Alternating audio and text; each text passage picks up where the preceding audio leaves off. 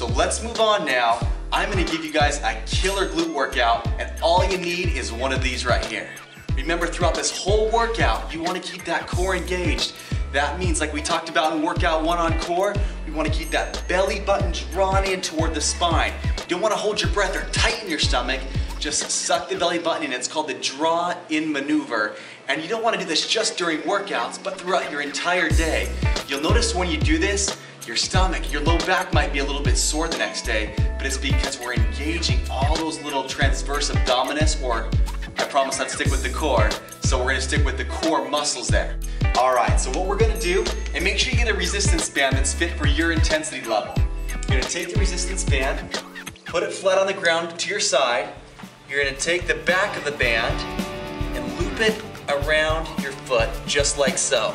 So you wanna have it right in the center of your foot there, that way it doesn't slip as you're doing this exercise. Okay, now what we're gonna do is come on back here to the handles.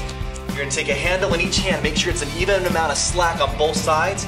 You're gonna cup it around your thumbs, rest your weight on the outside of your hands. You don't wanna rest on the inside because then you're gonna be a little uncomfortable there. Okay, from here, now that foot's wrapped around, you're gonna keep that stomach up, hold in, remember, back straight. You don't want to arch that back too much. You want to keep it nice and flat. From there, we're going to kick that leg back. It's called a donkey kick. You're going to come straight back to a full extension. Squeeze those glutes. Whew. I feel that after 1 repetition. You're going to come up, fully extend, lock that out. This is a little more advanced. So you can even do this, you guys. And I'm going to show you more of a beginner method after this one right here. But this is an excellent glute workout. It's also hitting those hamstrings, those quads. That low back's getting engaged. It's awesome. Remember to keep that tummy in nice and tight and engaged. Breathe in, right back. Remember, this knee doesn't need to really be touching the pad here. It can skim the pad, but it doesn't need to rest in between your repetitions. 15 to 20 repetitions. And brother, are you gonna feel that in the glutes the next day? No doubt. Okay, let me show you a little more of a beginner method if that may be a little too advanced for you. You're gonna drop that band, come down just your hands, your feet, and you're gonna do this without the band. So you're gonna extend that leg and big squeeze. Keep that head up, bring that knee back in, extend that leg, big squeeze. Okay, now if you wanna go a little more advanced from there, what you're gonna do is opposite hand, opposite leg. You're gonna bring that leg in and extend it out. Keep that core in tight for good stability. Bring that knee in and out. 15 to 20 repetitions on that side. Switch, do that same thing over here, opposite side. There we go. Now I consider myself a pretty advanced exercise guru here, but even that beginner exercise was a little intense for me. So start with that and work your way up to the band. That way you know you're ready for it and you're not overworking yourself. Last thing we want to do is get involved with a bunch of injuries or tight muscles. Remember, after all your exercising is done, make sure you stretch for a good 10 to 15 minutes, and we'll get into that in a future video. For now, let's take a little breather now. We're done with some glutes. We're gonna go on and hit some quads and even some more glutes. Let's go. Okay guys, right now we're going to our ball wall squats. This is great for beginners and advanced. So what we're gonna do is take a wall, make sure that wall's solid. You don't wanna pick a flimsy wall because you might fall through it. So you wanna pick a solid wall, put this ball right in the small, right in the middle of that lower back, right where that back begins to arch. You wanna make sure that ball's right there. You're gonna stand straight, feet are shoulder width apart. You do not want your feet too far back, because if they are, when I go down and do a squat, you can see how my knees are gonna travel over the point of my toe, and I definitely don't want that. So I'm gonna bring those feet out in front of me so I can comfortably squat down. Now from here, I'm gonna rest my hands right here on my hips. Keep that chest nice and straight. I don't wanna be drooping the shoulders. Roll those shoulders back, head back, chin tucked. Stomach's in nice and tight.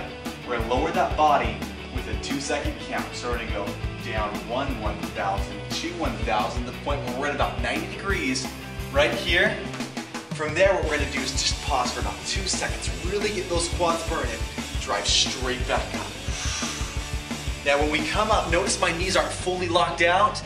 They're slightly bent. We never wanna lock those knees fully out when we're doing squats, okay? So we're gonna come right back down to 2-second count, hold it. Drive through those heels. Don't lock those knees out, and right back down. Now what we're gonna do is a much more advanced version of that exercise, so make sure you're ready for this one. You're gonna take one of your feet, put that whole foot up against the wall behind you. Make sure this other foot here in front is planted solidly on the ground.